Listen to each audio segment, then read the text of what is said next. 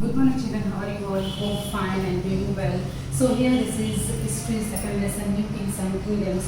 Before I start this lesson, let us just recall what we have learnt earlier in first lesson, tracing changes through 1,000 years. In that we have learnt about the map 1 and 2, which were prepared by Algerian French cartographer.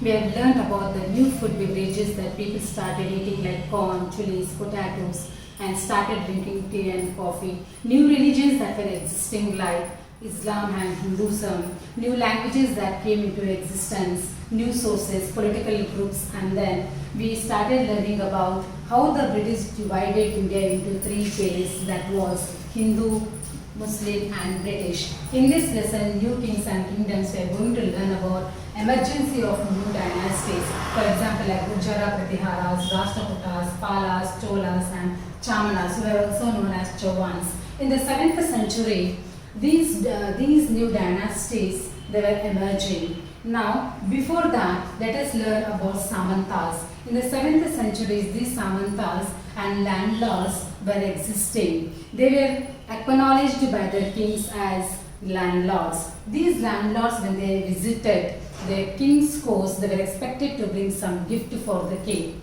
The Samantas were also provided military force whenever there was a need for the king. So Samantas were landlords, warrior chief, and they will gain a lot of land and power. Some of the Samantas, they consider themselves as Mahasamanta and Mahamandaleshwar of their region. As Samantas gained a lot of land and power, some of the Samantas, they exerted their power from their overlords and carved their own kingdoms. They established their own independence from their overlords. One such example we can take that Rashtrakutas. Initially in the Deccan, these Rashtrakutas were subordinate to the Chalukyas of Karnataka. So Dantidurga, a warrior chief, by performing Hiranyagarbha or a golden ode. This is a ritual which is very sacred, important. According to the Rig Veda, this is a ritual which is related to Vishnu Narsimha God. So by performing this ritual, he proved himself as a Kshatriya, rebirth, and then he considered himself as a Kshatriya ruler. Actually, Dantidurga was not Kshatriya by birth, but by performing this ritual, he considered himself as Kshatriya ruler. Earlier in the last 6th class, we have learnt about the Varna-based system, that how the Brahmanas, Kshatriyas, Vaishyas, they were given the higher position in the societies. So here, what is important that Dantidurga, as was not a Kshatriya, but by performing such ritual, he became the Kshatriya ruler. So there were many other such examples in cases of many men who belongs to the enterprising families, like Kadamba Maurasharman and Gurjara Pratihara Harichandra. They were also Brahmins. They took the arms. For successfully, they established their own kingdoms in Rajasthan and Karnataka. So there were many men in such cases that they were becoming powerful, and with the help of their military power, they became the rulers, independent rulers. So when it comes in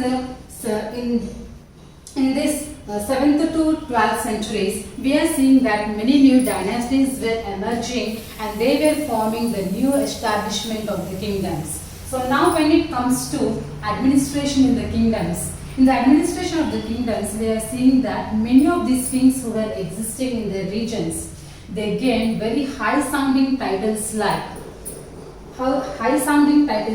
Maharaja. Maharaja means great king. Adiraja means great lords of the king. And Tribhuvana Chakravarti, the lord of the three worlds. So though they gained such high sounding titles, their claims, their power they shared with the Brahmins, traders, peasants, and they collected revenue from peasants, artisans, cattle keepers, traders, etc.